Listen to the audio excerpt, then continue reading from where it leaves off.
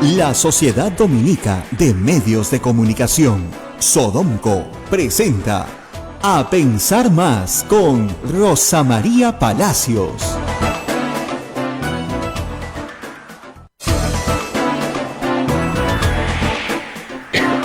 8 de la mañana con 3 minutos, señoras y señores, muy buenos días, bienvenidos a la red informativa de la Sociedad Dominica de Medios de Comunicación. Ya estamos en toda Arequipa con Radio San Martín, en Chimbote con RSD Radio Santo Domingo, en Lima con Radio Santa Rosa, en el Cusco con Radio Veritas, en Ucayali Radio Cepagua, en la Convención Radio Quillabamba, en Puerto Maldonado Radio Madre de Dios, la red de la Sociedad Dominica de Comunicaciones y también nuestros amigos de Ayacucho, un saludo, La Voz de Ayacucho, y un saludo también Huánuco, Radio Huánuco Frecuencia Modulada, que nos escuchan también por ahí, y AM Tagua, muchísimas gracias. Rosa María ha celebrado bastante esto que el Congreso ha aprobado, creo, incrementar las penas. Pero primero vamos a hablar del incremento de mi pena. Sí. Muy buenos días a todos en todo el Perú. Estoy un poco afónica, como ustedes verán. No es porque estaba gritando no, lo que sucede es que me traía un resfrío de la semana pasada, tú sabes, y ayer en la tarde, felizmente después de los programas, no sé, perdí la voz. Así que he estado tomando los consejos acá de un viejo maestro de la radio, miel con limón. ¿Te aclaró un poco? Me ha aclarado un poco, he hecho gárgaras de todo tipo y me he mantenido en silencio casi, digamos, toda la tarde de ayer, bueno, y toda la noche. No me he puesto medias de lana, me he abrigado bien en la cama, he hecho todo lo que me han dicho, estoy tomando agua tibia, he hecho gárgaras, todo, multibióticos, pastillitas, todo, pero no sé cuándo me regrese la voz completa, así que vamos despacio. Ahora, hay un ejercicio que hacemos que es sacar la voz del estómago, ¿no? Así es. Así que estoy en plenos abdominales ahorita para poder tener para ustedes la mejor voz posible. Y lo curioso es que hoy día tengo que hacer este programa, luego voy a la República, como saben, luego voy a dar una charla a un grupo de mujeres profesionales con motivo del Día de la Madre. Entonces tengo que guardar voz, y en la tarde estoy en la Universidad Católica en un evento en el marco de la visita del Papa, donde me toca, felizmente, no soy la ponente, sino solamente comentarista, comentarista, felizmente, de una ponencia sobre corrupción de José Ugaz, que vamos a comentar yo y Monseñor Strootman. Mira. Espero que él tenga mejor voz que yo, para esta siempre tiene mejor voz, así que hay que guardar un poquito de voz. Yo lo primero que quería comentarte es que el presidente Martín Vizcarra acaba de estar en ATV contestando a una preocupación que he manifestado yo en mi columna del día domingo pasado en la República, que Augusto Álvarez Rodríguez repite en su columna de ayer, y que además hice público ayer en este programa y en el programa de la República. Es decir, ¿cuánto sabe Martín Vizcarra? Porque tiene que saber de la forma en la que se manejó la caída de Pedro Pablo Kuczynski y cuál fue su participación en ella. Hasta hoy creo, el presidente no había salido a dar entrevistas a ningún medio particular. Uh-huh. Había estado dando conferencias, digamos, en sus giras. Fue a radioprogramas. Al principio. A tratar temas muy puntuales sobre salud, educación. Exactamente, con una agenda de temas sectoriales. Pero hoy día ha ido a hablar de política, lo cual significa que escucha Radio Santa Rosa, o lee o ve La República, o su gente se lo pasa. Pero el asunto que planteamos Augusto Álvarez y yo, a raíz de unas declaraciones de Mauricio Mulder, a raíz de unas fotografías, hay que agregar, no solamente de César Villanueva en el Congreso con el congresista Mamani en grandes abrazos, sino de el congresista Mamani en gira en Puno con el mismo congresista, con el ahora presidente de la República, Martín Vizcarra. Situaciones que no son normales. Si la política se hace de gestos, y vaya que Martín Vizcarra ha tenido muchos gestos políticos, ¿no? O sea, deshacerse de todo el gabinete anterior, votar a Yufra antes de que el resto jure, o sea, es un hombre de gestos, por supuesto. ¿por qué hace una gira con el congresista Mamani al lado en Puno? ¿Se le apareció de la nada? ¿Y por qué es importante la presencia de Mamani? Porque Mamani resulta ser el operador del puntillazo final, de la cuchillada final, digamos, para forzar al presidente de la República a renunciar. Entonces Vizcarra ha respondido hoy. Me hubiera gustado que me respondiera a mí, porque creo que le hubiera podido hacer otras preguntas. Bueno, pero lo hemos invitado y ojalá que ojalá que nos venga. confirmen. Sí, Esta ojalá. Esta es una radio pues muy humilde, para una red humilde, de gente humilde que nos escucha en todo el Perú.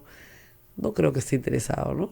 O sea... Pero el presidente ha dado gestos de llegar a la gente más humilde. Sí, Ojalá que sí. sí. No, la buena noticia Ojalá que sí. es que su jefe de prensa ha trabajado antes Sí. en la conferencia episcopal Y eso es bueno. y conoce nuestro trabajo. Así que es una buena noticia. Pero nos hubiera gustado que venga acá porque creo que yo le hubiera hecho algunas otras preguntas que faltan en la historia. Y eso es bueno para que se cierre bien el tema y quede todo claro, ¿no? Claro, él lo que ha dicho y sostiene es que él nunca ha dejado de ser leal al presidente Kuczynski, pero su primera lealtad es con el Perú. Eso suena muy bonito, pero está completamente vacío de contenido, porque el Perú es una abstracción, ¿no es cierto? Ser presidente de la República no es una abstracción, es una ambición bien concreta. ¿Ok? Entonces, yo creo que tendría que hablarnos de esa ambición bien concreta.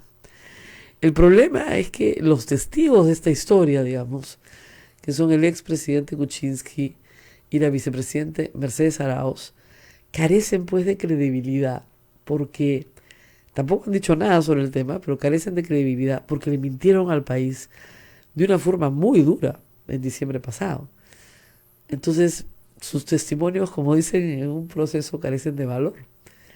Y eso creo que es algo con lo que cuenta Martín Vizcarra, ¿no? ¿Quién le va a creer a Mercedes Arauz después de que dijo que no había ningún indulto y hubo un indulto? ¿Quién le va a creer lo mismo al presidente Kuczynski?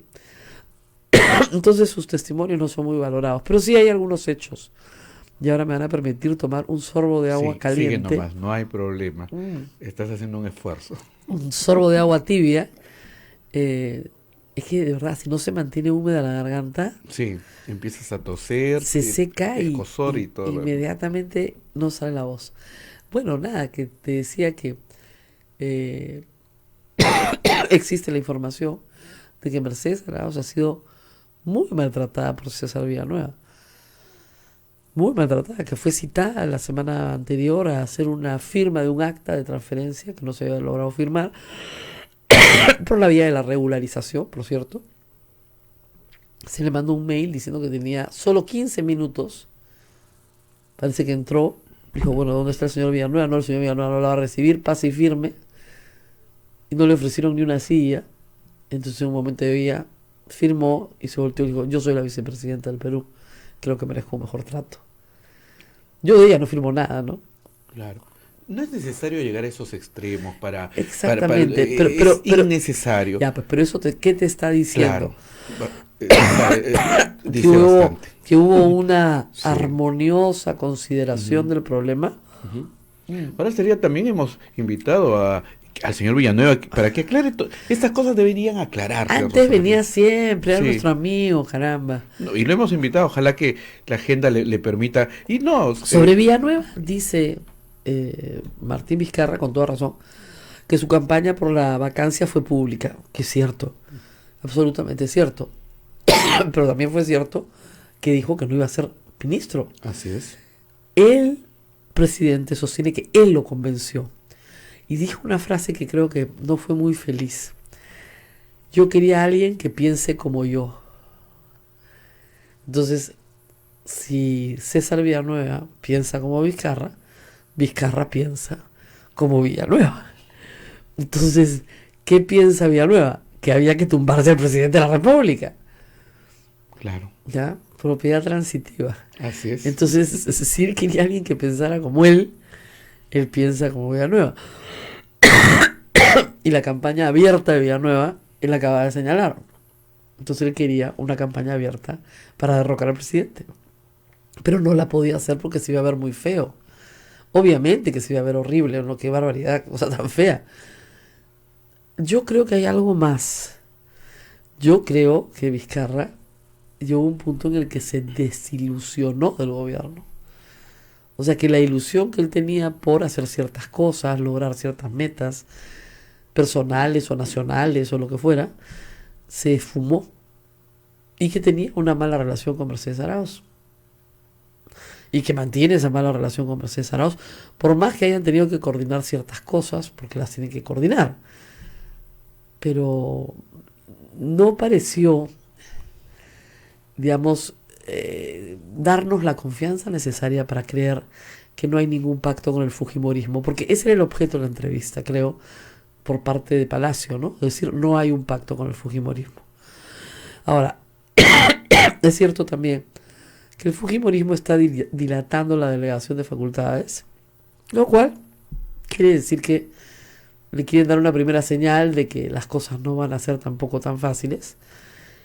Y hay este paquete de medidas tributarias que se han aprobado ayer, que no van a ser populares, pero que han sido muy astutamente presentadas, creo yo. Sí, ¿no? Eso de que para que por la salud de la ciudadanía. Me parece excelentemente. Sí, un buen trabajo. No, y en realidad, digamos, todos los médicos, nutricionistas, todos los profesionales de la salud están de acuerdo. Así es. Y hace lógica. Sí, sí. Y yo estoy convencida de que además puede servir. Pero yo creo que el ministro de Economía, a la salud le preocupa poco. Lo que le preocupa es recaudar 1.700 millones de soles que le faltan para cerrar su caja. Porque fíjense, viene el Mundial, ¿ya? Las chelitas se las van a tomar de todas maneras. Así suban al doble. Así suban al doble. O sea, es un ritual. Vienen rituales, digamos, masculinos, típicos de este. Además, imagínense ustedes, nadie se va a tomar una cerveza porque es un poquito más cara 36 años después de que el Perú va al Mundial, con tus patas viendo el Perú-Australia. Mira la cara de Eduardo va a ser el primero. aunque sea a las 9 de la mañana, ¿no? Sí. Esos días no chameamos, ¿no? Ya sé. Pero obviamente, entonces, miren, hay países donde comprar cigarros sí es prohibitivo. Prohibitivo. En Inglaterra, creo que, a ver si me ayudan mis tuiteros que lo saben todo, pero en Inglaterra, creo que un paquete de cigarros vale 10 libras. 10 libras. Es mucho más caro, $18. Un paquete de cigarros. Entonces ahí sí es, si eres joven, es absolutamente prohibitivo. Está, digamos, no te lo prohíben como la ley seca americana, pero lo hacen tan caro, pero tan caro, que en realidad no tiene sentido. Y en el tema de los licores hay una discusión bien interesante que siempre ha tenido la industria, ¿no? Que dicen la moderación no causa daño a la salud. El caso del vino, por ejemplo, es un licor más bien que debe tomarse, ¿no es cierto? Una copita. Los taninos hacen bien a la salud, al contrario, etcétera. Hay varios ejemplos. Pero el alcoholismo, digamos, es la enfermedad. El alcohólico no va a dejar de comprar el alcohol para embriagarse. Lo que va a comprar es un alcohol de peor calidad. Eso sí. Ese es el problema. Entonces, y en el Perú, donde se produce alcohol todavía clandestino, de pésima calidad, que mata, como decían normalmente la gente, un cañazo, ese alcohol mal hecho, mal elaborado, comienza a ser la alternativa a un alcohol que sí es menos dañino para la salud. Entonces, yo sí creo que ahí hay toda una discusión sobre, en otros países del mundo donde no hay informalidad, efectivamente, es muy fácil controlar el consumo de alcohol por el nivel del selectivo. Pero en nuestro país, donde hay alcohol informal, y el que le sale muy caro se va al alcohol informal, entonces de repente lo que estás haciendo es mandar a la gente a beber un alcohol de muy mala calidad. Entonces eso no necesariamente desde el punto de política pública es mejor, pero digo, es un debate, no está cerrado, ¿no? Por ejemplo, acá me dicen, no hacen nada por ampliar la base tributaria. De acuerdo, si el 70% del Perú es informal, pero ojo, ese 70% sí paga IGB. Claro. Y sí paga selectivo. Sí. Entonces, ¿qué pasa? Que la forma más rápida de recaudar no es ampliar la base tributaria, es subir el IGB o el ISC. Sí. Es lo más rápido, ¿ok? Ahora dicen, también cobrar las deudas tributarias de Telefónica. Vamos a aclarar esto de las deudas tributarias, aclararlo de una vez. Y para siempre no creo, porque lo he explicado 100 veces. Imagínese usted, señor, señora, que está sentada en su casa, usted cree que ha pagado todo lo que debe y le llega una acotación de la municipalidad que dice que usted le debe 100.000 soles a la municipalidad porque no ha pagado arbitrios, parques y jardines. ¿Ok? ¿Qué es esto? Esto es más que lo que vale mi casa, qué barbaridad. Y usted agarra todos sus talonarios, se va a la municipalidad e impugna la acotación, ¿no es cierto? Con la esperanza de que le den la razón. Y finalmente usted llega a la segunda instancia de la municipalidad y no le dan la razón. Entonces usted, ¿a dónde se va? Al tribunal fiscal. Y en el tribunal fiscal le dan la razón. ¿Es usted, durante el tiempo que ha estado litigando, deudor de la municipalidad? No, usted es un administrado que está impugnando una acotación que cree que es injusta. Bueno, ese es el caso de todas las acotaciones que hay en juego acá. No es que haya una deuda cierta. Lo que hay es una acotación y un litigio sobre esa deuda. Es decir, el Estado dice, por ejemplo, en el caso de Telefónica, como no cobraste el IGB, porque no pudo cobrarlo, porque la gente no pagó su cuenta, y no me lo pagaste, entonces me lo tienes que pagar ahora 15 años después con X moras, multas, etc.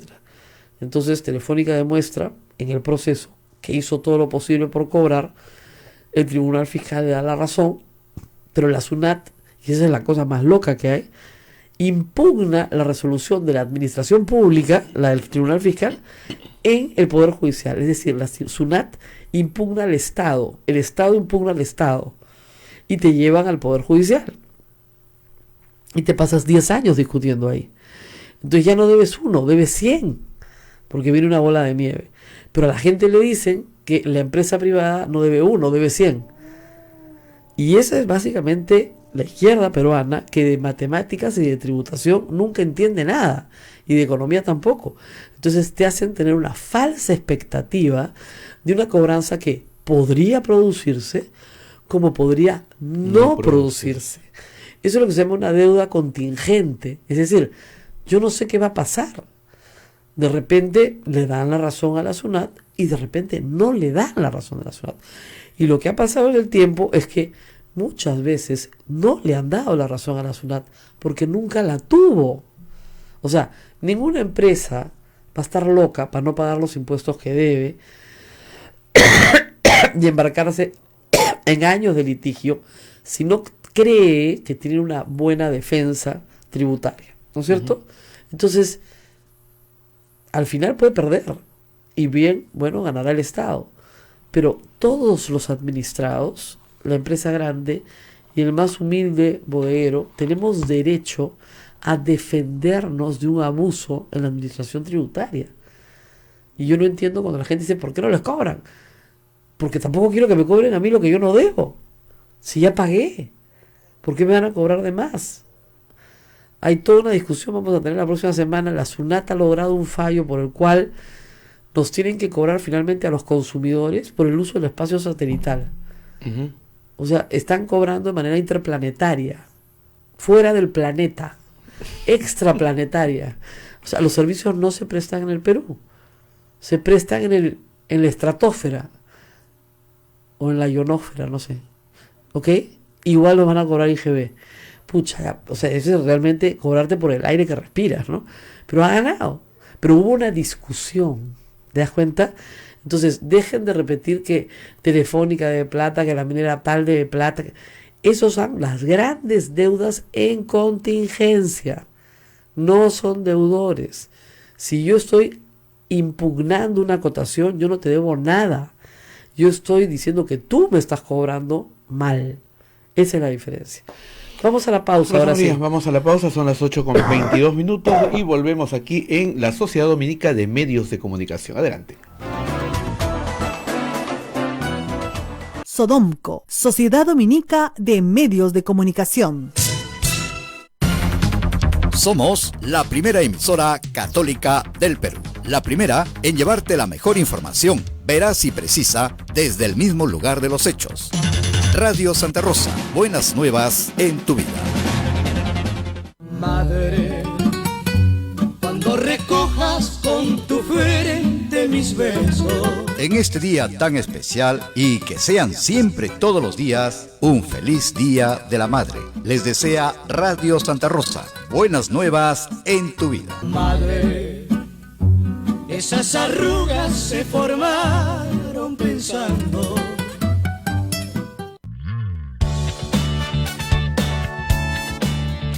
Si quieres ser un fraile predicador, conócenos. Ingresa a www.jovenesomnet.com O escríbenos a vocaciones@peru.op.org. Orden de Predicadores. Maestro itinerante, tú vas feliz a predicar. Amigo caminante, tu voz anuncia la verdad. Amigos de la radio, ya salió la nueva edición de nuestra revista Ondas. Un nuevo número finamente ilustrado, con artículos del padre Javier Abanto Silva y del padre Jorge Cuadros Pastor. Además, notas exclusivas sobre la primera emisora católica del Perú, pinceladas históricas, en contacto con la noticia y mucho más. Adquiérelo a solo 5 soles en Girón Camaná 158. Y recuerda, con tu apoyo ayudas al sostenimiento económico de la emisora del Rosario, Radio Santa Rosa. Buenas nuevas en tu vida.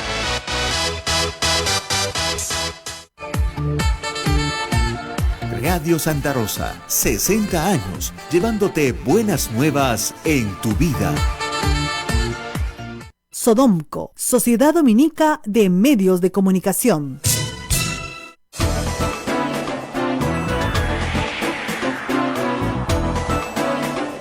Mañana con 24 minutos, 8 con 24, estamos a través de la red Sodomco, Sociedad Dominica de Medios de Comunicación. Rosa María, hay mucha preocupación porque se ha dicho que sube el precio de los combustibles. Sí, claro. Y eso va a traer el aumento de los pasajes. El aumento de los pasajes y de los productos de necesidad. Eso, desde el señor que me trajo, estaba muy preocupado. Calma, porque el porcentaje es bien pequeño. O sea, están subiendo porcentajes de diésel bien chiquito. O sea que no lo sorprendan tampoco, porque el impacto en el precio de los productos finales no va a ser muy grande y el impacto en los fletes tampoco. O sea, piensen ustedes que son 1.700 millones de soles lo que se va a recaudar. ¿De dónde van a salir? Del bolsillo de ustedes, señores, señoras que me escuchan esta mañana. Somos 32 millones de peruanos. Si lo dividen más o menos entre los que estamos en zonas urbanas, que somos los que más usamos combustible, consumimos tabaco y utilizamos bebidas gaseosas, pues más o menos eso es. El tema ahí no es que el ministro, eso es lo que es paradójico, ¿no? Lo ideal sería que no se recaude nada, porque ya la gente dejó de comprar tabaco, dejó de comprar gaseosas, pero no, esperan recaudar. Entonces ahí te das cuenta que no les importa mucho la salud. Exactamente, que no es un tema de salud. Nos alegra, a mí me alegra mucho que por, digamos, derivada, ¿no es cierto?, resulte esto beneficioso para la salud, pero el MEF espera recaudar. O sea, espera que la gente siga comprando y que pague más. Exactamente, y que le pague más al Estado, no a la empresa que produce, al Estado. Eso para bebidas alcohólicas, para gaseosas y para tabaco. Pero en el caso de gasolina, que es el vehículo en el cual efectivamente ahí no hay ninguna afectación a la salud, es el vehículo más potente para recaudar, porque todos tenemos que transportarnos. O sea, es inevitable que nos tengamos que transportar en algún momento y que los bienes que consumimos tengan que ser transportados al punto en el cual nosotros los compramos. Entonces, eso afecta a todos por igual, a pobres y a ricos. Es un impuesto que no discrimina en la capacidad económica de las personas. Por eso te digo, no pueden aumentar la base tributaria, porque para aumentar la base tributaria tendrías que aumentar el impuesto a la renta, que es el que discrimina la posibilidad de pagar de cada persona. Entonces se mandan por un impuesto al valor agregado, que es el impuesto selectivo al consumo, que es igualito al IGB, pero es una tasa que va encima del IGB. O sea, para ponerlo en simple, es un IGB más gordo, nada más. Es el mismo IGB 18% más 10%, 8%, 12%, lo que se decida, ¿no es cierto? Entonces, es menos de un sol. Acá lo que me ponen por galón de diésel. Un motor moderno te da 40 kilómetros por galón. Entonces no debería haber un súper impacto en los otros productos, porque esa es la Exacto. preocupación de las amas de casa, y estoy seguro de la señora, de los señores que nos están escuchando en este momento, porque recuerda, siempre se nos decía, sube el combustible, sube todo. Bueno, es que así era cuando éramos chicos, acuérdate. Sí, sí, sí. Y además, cuando Abel y yo éramos niños, inmediatamente que sucedía esto, venía el paro de transportistas. ¿Por qué? Porque los pasajes estaban controlados por el Estado. Así es. No eran libres. Entonces, ahí se negociaba el nuevo precio del pasaje. Hoy no hay paro de transportistas porque mañana subirán los pasajes. Ahora, nunca deja de, digamos, ser un tema de oportunidad, ¿no? O sea, el titular dice subió el combustible y el transportista dice, bueno, subimos el pasaje. Pero no lo suben en la misma proporción que sube el combustible, sino lo suben mucho más. Pero también te dicen, bueno, pues estábamos muy atrasados, y uno también tiene que comprar sus repuestos, ¿no? Todos queremos ganar más. A lo que dé la demanda. Porque la gente se va a seguir transportando, porque llega un momento que no te puede pagar el pasaje, pues. Si tú pones el pasaje a 4 soles, nadie se va a subir a tu micro. ¿No es cierto? Imposible. Entonces tienes que bajarlo. Y no puedes salir con la excusa de que eso es porque te ha subido la gasolina del gobierno. No funciona así. Hay algunos productos, como decía yo, que como dicen los economistas, tienen una demanda, como es, inelástica. O sea, la demanda no va a cambiar. Va a ser exactamente la misma. Uno de ellos es la gasolina, el diésel. Bueno, y creo que el alcohol también, lamentablemente. Sobre todo la cerveza. La cerveza en el Perú es de consumo muy masivo. Así es, muy Ahora, popular. es mejor la cerveza que el cañazo, ¿no es cierto? Entonces, si vamos a estar incrementando los precios del alcohol de calidad, no podemos hacer que la gente regrese al cañazo, pues porque lamentablemente tenemos un país con mucha informalidad, incluso hasta para el alcohol.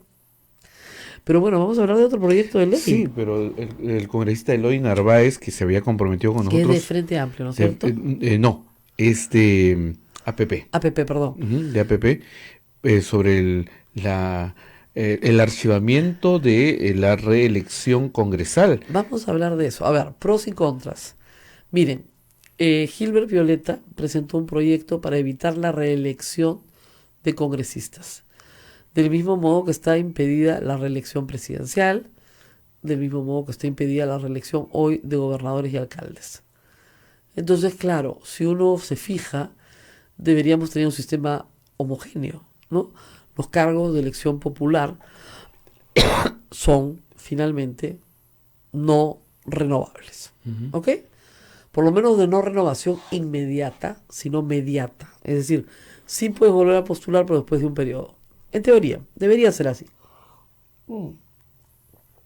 ¿Suena lógico? Sí. Les voy a explicar cuáles son los argumentos a favor. En el caso de la reelección presidencial, las experiencias en el Perú, que son dos, la de Leguía y la de Fujimori, fueron nefastas. Porque una vez que se está en el poder, no se quiere dejar el poder y se utilizan todos los mecanismos del Estado para perpetuarse en el poder. Y uno de ellos es no hacer elecciones limpias. Entonces, en el caso presidencial, la experiencia peruana efectivamente considera esto nefasto y considera que no puede haber elección inmediata. Y en eso creo que hay acuerdo generalizado. En el caso de gobernadores y alcaldes, recién en esta elección, por primera vez en la historia, vamos a tener el mismo principio. Aun cuando hay muchas personas que consideran que se está cometiendo un error. Porque, al igual que en el caso de congresistas, lo que importa acá es la experiencia de gestión de las personas que dirigen una comunidad. Y hay toda una discusión. Si las elecciones son completamente libres y no es posible que quien esté en el poder use los recursos del poder para reelegirse, entonces no habría problema. Lamentablemente, en el caso de gobernadores regionales y municipalidades provinciales, hemos tenido problemas en todo el Perú, de relaciones casi perpetuas, utilizando recursos de la propia municipalidad y generando una situación de inequidad respecto de nuevos postulantes. Muy bien. Y por eso es que se está adoptando este sistema para esta elección, que no hemos medido todavía sus consecuencias. Ahora, en el caso de congresistas, ser congresista es una función altamente especializada en todas partes del mundo, menos en el Perú. Los congresistas en los Estados Unidos tienen un porcentaje de reelección de 70-80%, tienen mandatos hasta de 40 años, porque son las personas especializadas en hacer política y en hacer políticas públicas y en hacer legislación y en hacer el balance al Poder Ejecutivo. ¿Ok? Entonces, ¿qué es lo que pasa con los congresos peruanos? Los congresos peruanos son sumamente, pero sumamente castigados por el pueblo, porque nuestro porcentaje de reelección es uno de los más bajos de América. Lo hemos comentado acá, de 130 congresistas, solo 17 han sido reelegidos. Claro, ustedes los ven en los canales de televisión y dicen siempre son los mismos. No, hay otros, ¿no es cierto?, 113, claro, que ustedes probablemente no les ven mucho la cara, pero son nuevos todos. Entonces ya de facto, prácticamente no hay reelección de congresistas. El pueblo castiga con el voto, lo cual ha generado un problema, y lo hemos visto en varios congresos, sobre todo desde que empezó el fujimorismo, desde el 90. No hay experiencia parlamentaria. Entonces la producción legislativa cada vez es de peor calidad y además la confrontación política es de mayor adversidad, digamos, ¿no? O sea, no se sabe ser político. Entonces yo creo que deberíamos dejar, mi opinión personal, las cosas como están. Pero sí creo que el Congreso tiene que mejorar los mecanismos para sacar a congresistas, por ejemplo, que la ley les manda sacar. Tenemos 3 congresistas con sentencia firme que tienen que ir a cumplir sus condenas, que siguen en el Congreso porque les dan inmunidad de arresto. Eso es inaceptable. Entonces ahí es donde el público se molesta y dicen que no los vuelvan a escoger, porque si los vuelven a escoger, evitan las sanciones penales que debieron haber cumplido. Caso típico, Cecilia Chacón. Uh-huh. Cecilia Chacón fue condenada a 4 años de prisión, pero como era congresista y la protegieron, finalmente su caso se declaró la nulidad del caso y se pidió un nuevo juicio, pero como ya todo prescrito, probablemente jamás se lleve a cabo. Pero no cumplió un día de prisión a pesar de tener tenido una orden de prisión. Y tenía la orden de prisión. Por supuesto, 4 años. Pero estaba en el Congreso. Entonces, el Congreso no puede ser el escape a una condena. Si no, todos postulan al Congreso para no cumplir sus condenas, ¿no es cierto? Ese es el problema. Entonces creo que el Congreso en eso, si no quiere que haya una reacción aún más adversa y pasemos a que en las calles se pida a gritos que se vayan todos, tiene que hacer eso. Bueno, vamos a la pausa y tratemos de hablar con el congresista Narváez para que sustente su proyecto y le dé a mi voz un poco de tregua. Sí. Pausa y volvemos.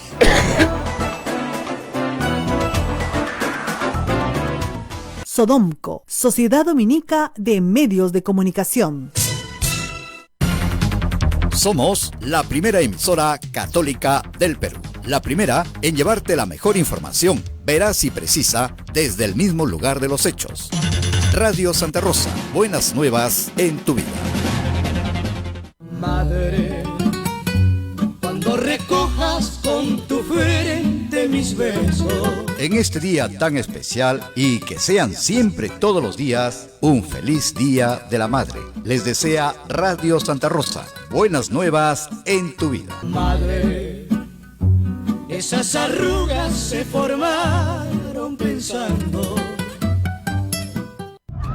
La experiencia nacional e internacional enseña que en casos de terremotos o desastres naturales, las comunicaciones se congestionan. Debemos estar preparados. Lo más importante, mantén la calma, evita llamar y menos insistir. Utiliza los mensajes de texto o la internet para comunicarte. Y si estás en la zona de emergencia, marca el 119 y deja un mensaje de voz. Esta es la comunicación luego de una emergencia. Escribe primero y evita llamar. Mayor información en www.mtc.gov.pe o con tu operador de servicios, Ministerio de Transportes y Comunicaciones. En Radio Santa Rosa, hagamos lío con el Papa Francisco. ¿Qué hay en la raíz de la esclavitud, del desempleo, del abandono de los bienes comunes y de la naturaleza? La corrupción, un proceso de muerte que nutre la cultura de la muerte. Porque el afán de poder y de tener no conoce límites. La corrupción no se combate con el silencio. Debemos hablar de ella, denunciar sus males, comprenderla para poder mostrar la voluntad de hacer valer la misericordia sobre la mezquindad, la belleza sobre la nada. Pidamos juntos para que aquellos que tienen un poder material, político o espiritual no se dejen dominar por la corrupción. Gracias, Papa Francisco. Radio Santa Rosa. Buenas nuevas en tu vida. Santa Rosa, buenas nuevas en tu vida. Sodomco, Sociedad Dominica de Medios de Comunicación. 8 de la mañana con 39 minutos, estamos a través de la Sociedad Dominica de Medios de Comunicación y ya estamos en comunicación, Rosa María, con don Gustavo Gorriti. Así es, para hacer un balance de lo que está pasando en la lucha anticorrupción y de reporteros, como siempre, trayendo novedades sobre el caso Lavallato. Acaba de publicar una nota muy interesante sobre el interés de los ministros del gobierno de Alan García en la participación activa de empresas brasileras en los tramos finales de la interoceánica, aún a sabiendas de lo costoso que había sido su participación. Y también notas de mucho interés sobre el tema de los arbitrajes, ¿no? Siempre ganados por Odebrecht, y que hay hoy 19 árbitros que están siendo investigados por distintos delitos, básicamente cohecho y colusión en el Poder Judicial. Muy buenos días, Gustavo. Buenos días, Rosa María, ¿cómo estás? Bueno, además del marco grande de las investigaciones de ustedes sobre todo el caso Lavallato, que es mucho más que Odebrecht, quería que nos dijeras, en este momento, en el estado de la cuestión, ¿estamos avanzando o retrocediendo en una semana donde los Humala han estado, bueno, casi acaparando la atención mediática? Para pensarlo en términos militares, podemos estar en una situación de algunos avances tácticos dudosos y ante el peligro de un retroceso estratégico global. Y por los avances tácticos son los que se están dando, por supuesto, en el transcurso de las investigaciones que ya están en marcha. Algunos de ellos con datos nuevos, importantes, especialmente los que llegan a través de la cooperación con Brasil. En otros casos, lo que se pretende presentar como un avance y que en realidad es un grosero abuso, como lo que ha sucedido con la incautación y desalojo de sus casas de la familia Malheredia. Pero el peligro que hay es el hecho de que continúe y se consolide el proceso en el cual la investigación que Lavallato termina centrándose fundamentalmente en la acusación a los políticos más débiles, aunque haya sido presidente de la República, los que tienen menos redes de poder en diversas instituciones, los que tienen menos capacidad de respuesta o intimidación, especialmente en Toledo y Humala, y se deje por completo de lado a los que sí tienen poder, los que sí tienen redes, como es el caso de Alan García y de Keiko Fujimori. Y que entonces termina siendo una investigación completamente dirigida hacia un lado, distorsionada por el otro, y en donde lo peor que podría pasar y suceder, y que hay un peligro que en efecto suceda, es de que los que logran encubrirse, los que logran la impunidad mediante la administración del poder de capacidad de intimidación o de influencia en los niveles fiscales, judiciales, en el Congreso, finalmente terminen casi como árbitros, como jueces y verdugos en este proceso, adueñando, buscando de una u otra forma expropiarlo, adueñarse él mismo, y garantizando de esta manera que en el caso más importante de corrupción, los corruptos más hábiles sobreviven, los corruptos más tontos perecen. Entonces eso sería una especie de darwinismo perverso. Eso es lo que es un darwinismo perverso, ¿no? Todos los de la cadena, digamos, alimenticia más chiquitos simplemente son comidos por los más grandes y se acabó el tema. Ese es el problema. Y no debería acabarse el tema, debería empezar el tema con esto. El tema, obviamente, empezar. Yo debo decirlo, sin el periodismo de investigación y sin el entronque con los no muy numerosos grupos virtuosos dentro de la judicatura y la fiscalía y las fuentes del extranjero que tanto ayudan, yo creo de que esto correría un peligro gravísimo. Y yo espero de que entre lo que nosotros podamos sacar y la presión de la ciudadanía al respecto, yo creo que espero que eso pueda conjugarse, pero que va a ser extremadamente difícil, que todo este camino que queda por delante va a ser pantanoso, lleno de emboscadas, de trampas, de trucos. Eso para mí está clarísimo. Va a ser muy difícil llegar a esa parte final de la resolución estratégica del caso. Y el otro problema que hay, es un problema importante, es que se ha abierto muchísimo la investigación sobre la base de la información de Odebrecht. Hay mucha más información que proviene de Odebrecht gracias a su confesión que de todas las demás empresas juntas. Así es. Entonces, eso está distorsionando la investigación. Y además, lo que creó es una cuestión paradójica. Normalmente en el proceso de justicia, el que habla, el que delata es premiado. Por eso en Brasil es la delación premiada.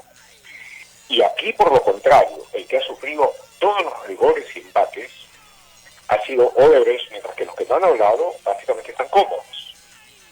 Y eso es otra cosa que tiene que también corregirse y prevenirse. La investigación tiene que hacerse sobre nosotros, tiene que abrirse el abanico y debe a la vez premiarse adecuadamente a quienes confiesen, continúen confesando, porque, y esto es muy importante subrayar, la confesión de Odebrecht no ha terminado ni mucho menos. Eso es lo que preveíamos para abril, una confesión sobre las obras coimeadas. Barata adelantó que eran 8. No tenemos información detallada sobre eso y de la diligencia, hasta donde sabemos, no se ha llevado a cabo. ¿Qué ha pasado ahí? A ver, primero está el tema de la extremada balcanización del caso. Barata habló, cuando habló Barata, cuando habló Marcelo, cuando habló Mamede, ellos hablaron sobre el conjunto de campañas. Ojo, no hablaron sobre obras. Exacto. Han hablado sobre campañas. Y eso, de todo eso, el fiscal Pérez Gómez, que junto con Juárez Atoche es el que hizo el interrogatorio peruano, solamente estaba comisionado para encargarse de un caso. Y le han buscado dar los otros, pero sin ningún tipo de apoyo adicional para la investigación. Lo que en algunas ocasiones es una forma de hacer trampa también. Así es. De plantear una trampa. Y sobre lo de las obras mismas, eso es está dentro de la investigación de Hamilton Castro, que como se sabe está muy peleado con los de la Fiscalía de Lavado de Activos. Así es. Los de lavado de activos han establecido un canal muy fructífero de cooperación con los brasileños. Y Hamilton Castro aparentemente no quiere hacerlo.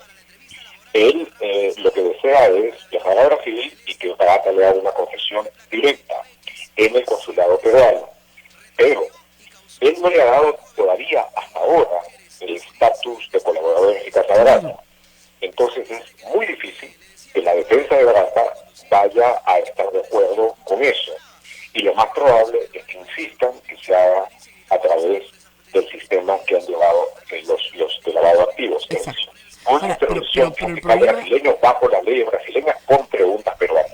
El problema, Gustavo, es que los plazos se comienzan a vencer. Es decir, toda la banda del MTC que está metida en la cárcel con 18 meses de preventiva va a salir en junio.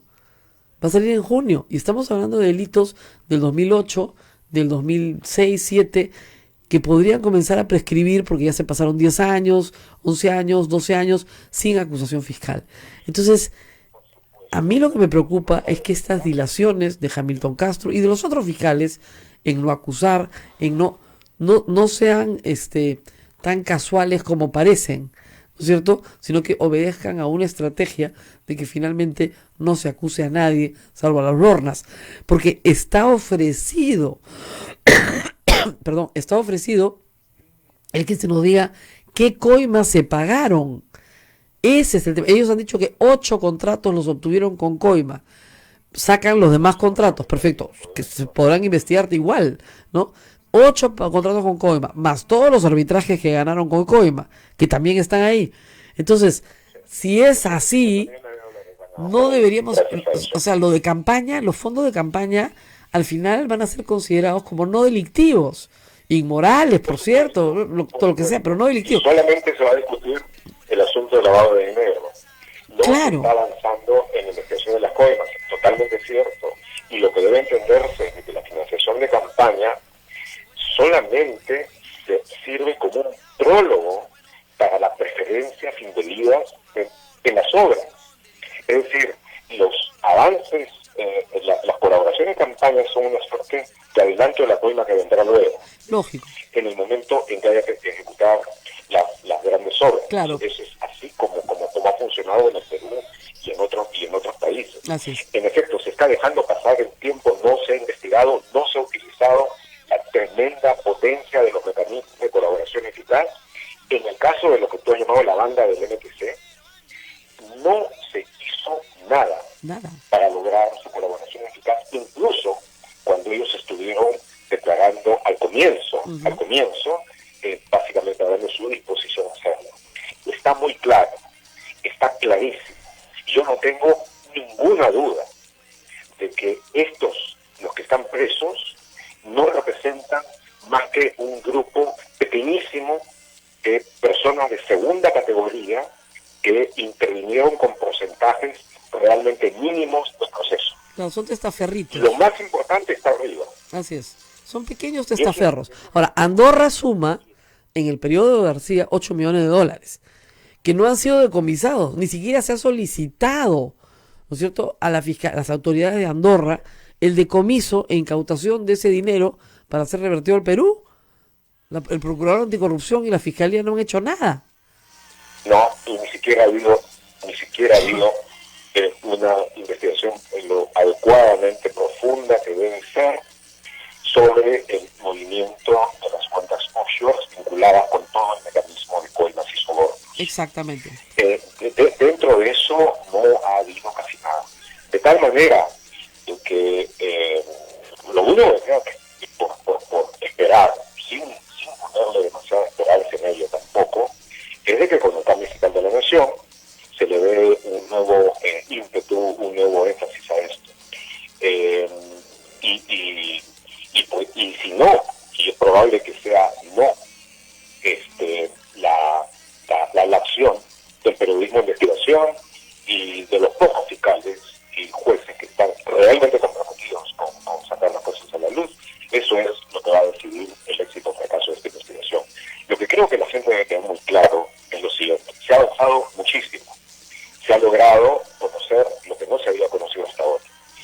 falta es lo más importante. Y obtener eso, que es lo más importante, va a ser lo que se va a lograr o se va a perder en los siguientes meses. Hay una posibilidad de fracasar en la investigación. Es una suerte de batalla donde el resultado final no está garantizado. Entonces, la presión ciudadana junto con lo que se busca investigar, yo creo que va a ser el aspecto decisivo para este resultado. Ahora, que no está, repito, de ninguna forma garantizado. Me corrijo, son, según información de Guía de Reporteros, 15 millones de dólares los que más o menos han pasado por Andorra, entre varias gente, árbitros, Luyo y sus amigos, etcétera.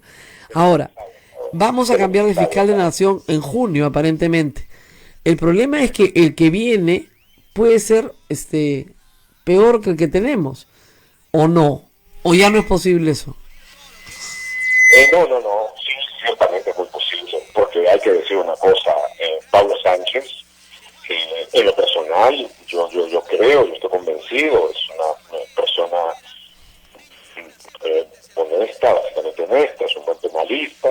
Cuando le tocó ser fiscal acusatorio, así es, lo hizo muy bien. En el caso de Fujimori lo hizo bien, pero desgraciadamente, lo digo no lo digo con otra cosa que no sea con pena, no ha estado a la altura de la responsabilidad de la historia que puso delante de él. Y no ha tenido control sobre la articulación investigativa de los fiscales, no ha sido capaz de lograr comunicación entre ellos, no ha sido capaz de separar a los inútiles o a los probablemente corruptos. Lamentablemente, pues no tenemos la calidad de fiscales y jueces que sí tiene Brasil. Esa es la pena. No tenemos la calidad de fiscales y jueces que sí tiene Brasil. Eso... No, en absoluto no. Y no hay ninguna razón. En Brasil hubo cambios legales importantes, que los hizo, hay que decirlo, el gobierno de Lula, que ayudaron muchísimo en que lograra el país. La justicia, los brasileños la definían antes que era una justicia de las 3P, contra el pobre, el preto, el negro y la puta. Y eso cambió con gran rapidez cuando un grupo de profesionales jóvenes, cultos, que habían estudiado tanto en Brasil como en el extranjero, muy comprometidos y que además tuvieron seguridad en su empleo, que no dependían de ningún poder externo, no podía amenazarlos de salir desde el CNR, por ejemplo. Entonces, eso hizo un gran cambio. Y no hay ninguna razón para que en el Perú, dentro de unos años, no se pueda lograr algo así. Bueno, muy bien, gracias Gustavo por estar con nosotros para plantear ese estado de la cuestión que es tan dramático, la verdad, y que claro, nos da titulares. O sea, yo no puedo entender cómo incautan la casa familiar de un expresidente donde vive con sus 3 hijitos y no incautan los millones de dólares que han pasado por Andorra, que son del Estado peruano, que son producto cohecho de coimas. No lo logro entender, pero bueno, así estamos. Así es. Gracias, Gustavo, por estar con nosotros. Ahí entendamos un poco mejor las cosas. Ojalá. Sí, nos tenemos que despedir porque ya llegamos. Que sí, muchas gracias. Estoy pésimo y tengo que hablar todo el día además. Bueno, nos tenemos que despedir. Hacemos una pequeña pausa. Y regresamos para despedirnos. Ya. Sodomco, Sociedad Dominica de Medios de Comunicación. Somos la primera emisora católica del Perú. La primera en llevarte la mejor información, veraz y precisa, desde el mismo lugar de los hechos. Radio Santa Rosa, buenas nuevas en tu vida. Madre, cuando recojas con tu frente mis besos.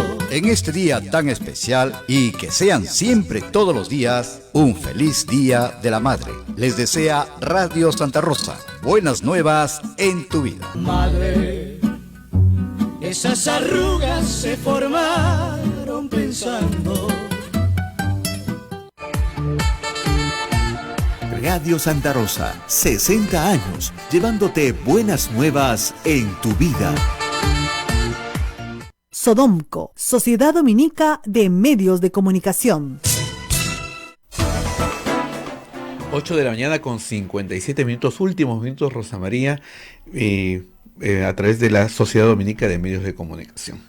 Bueno, sí, qué curioso, ¿no? Tú sabes que hoy día es el 37 aniversario de la Fiscalía del Perú y hay una misa de acción de gracias presidida por Monseñor Cipriani, que les ha dicho que los fiscales deben guardar suma reserva en sus investigaciones, pero a veces esa reserva es maltratada desde otros sectores para impedir llegar a la verdad. ¿No es cierto? Hay misa hoy día. En misa hoy día. Ya hubo la misa, entonces. Ya hubo la misa, esto lo está tuiteando el Ministerio Público. Así que, bueno, ojalá que Pablo Sánchez entienda, como parecía, cuando estaban a punto de volarse en el Congreso el año pasado, pareció entender que tenía que moverse. Y comenzó a moverse, comenzaron a pasar cosas. Y de ahí ese impulso, desde diciembre pasado, se le largó un poco, ¿no? Se derrumbó, ya dejaron de ir a Brasil, ya dejaron de ir a preguntar por las coimas. O sea, discúlpenme, recibir fondos de campaña y tirarte el vuelto, ¿no es cierto?, para constituir una fortuna personal, es la teoría que tiene el fiscal de que eso es lavado de activos. Esa teoría se va a caer en el proceso. Pero, en fin, por lo menos es un camino. Pero lo que es sólido, sólido, es que a Toledo le den pues 20 millones de dólares por una carretera. Eso es sólido, eso es una roca, ¿ya? Y que además tengas al testaferro, al que lavó, a Ecoteva, eso es fuerte, ¿no es cierto? El caso de Susana Villarán es un caso fuerte porque también hay un cohecho pasivo impropio, es decir, no le pagaron por hacer, sino que le pagaron por hacer lo que tenía que hacer, por eso se llama pasivo. Impropio porque no es complicado explicar, pero en fin, ¿ya? Entonces ustedes quédense con que hay un cohecho, ¿ya?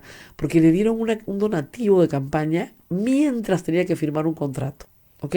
Ella estaba en el cargo. Entonces el caso de Susana Villarán y el caso de Toledo son casos fuertes, casos sólidos.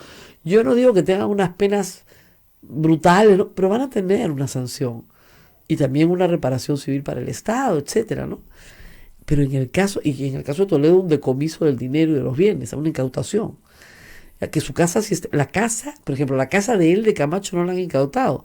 Han incautado la casa de la señora, de la suegra, en Casuarinas, nada más, y la oficina, que estaban desocupadas y que están ahorita pues penando ahí porque ni siquiera las han asignado, ¿no? Y la casa de Camacho deberían embargarla entonces para la reparación. No, están embargadas, eso están embargadas. Embargadas sí, por supuesto, eso es una medida que tomas de entrada para reparación civil, pero no incautadas. Y dicho sea de paso, ayer una voz, lo puse en Twitter amable, me hizo recordar una cosa que me había olvidado. La casa incautada del Crucillat, la casa que tenía 3.000 metros cuadrados de La Molina, Caserón, ¿te acuerdas? ¿A quién se le había dado el CONAVI en esa época? ¿Cuál es el PRONAVI? ¿A quién? Ayer al Oropesa, al narco, al que está procesado por narcotráfico, al que está preso. Sí. Salió en las noticias, o sea, imagínense pues, si un procesado por narcotráfico se le puede dar en asignación temporal una vivienda incautada, ¿por qué no se la puedes dar a 3 niños? Porque ayer me decían, usted está diciendo que le alquilen, que hagan una transferencia de propiedad. No, papito, entiende, más bruta es la gente. La propiedad que le han incautado a Humala, la propiedad en registros públicos, sigue siendo los Humala. Si cuando termine el proceso, ¿no es cierto?, se prueba que ha sido objeto del delito, la incautación, que es una medida temporal, se vuelve permanente, ¿ok? Pero durante esta medida temporal se puede dar en asignación temporal el bien a quien el Estado quiera. ¿Por qué no le dan en asignación temporal a las hijas de Ollantumala? Porque si la desposesión es para él, no necesariamente tiene que ser para sus hijos. Y resuelves el problema de la desposesión. Y ya está. Las titulares son sus hijas de la ocupación. Así es. ¿No? Ya está. Pero no buscan una salida creativa porque no la quieren buscar. Reitero, si un procesado por narcotráfico tenía la casa de Crucillat gratis y hacía tonos, fiestas, hay videos, todo, chicas, carros, tenía todo. Yo no entiendo por qué 3 niños no pueden quedarse viviendo en su casa. Todavía no entiendo. Pero así es mi país, pues, ¿qué vamos a hacer? Quejarnos y quejarnos y quejarnos hasta que alguien nos responda. Así es. Ahora nos responden, ¿ah? Gracias al presidente Vizcarra por responder. Esperamos tenerlo al presidente de Vizcarra, que lo hemos invitado, también al ministro. Debería venir, porque si yo, ministro. digamos, a mí lo que me parece curioso es que si yo hago unas preguntas, deberían venir acá a contestarlas, ¿no? No ir a otro programa donde no le van a preguntar. La repregunta. Claro, porque si yo me he ocupado del tema, es porque tengo un montón de información sobre el tema, que me gustaría que me respondan. Entonces, donde quiera, cuando quiera. Aquí estamos disponibles. Nos vamos, Rosa María. Pobres pero honrados. Quédense con la misa del Señor de la Justicia. Así es. Cuídense a mucho. ver si me devuelve la voz del Sí. Señor de la Justicia y me hace el milagrito. El lunes con mejor voz con ustedes. Mucha suerte. Chao, nos vemos. Hasta aquí, A Pensar Más con Rosa María Palacios. Este programa fue producido por la Sociedad Dominica de Medios de Comunicación, Sodomco.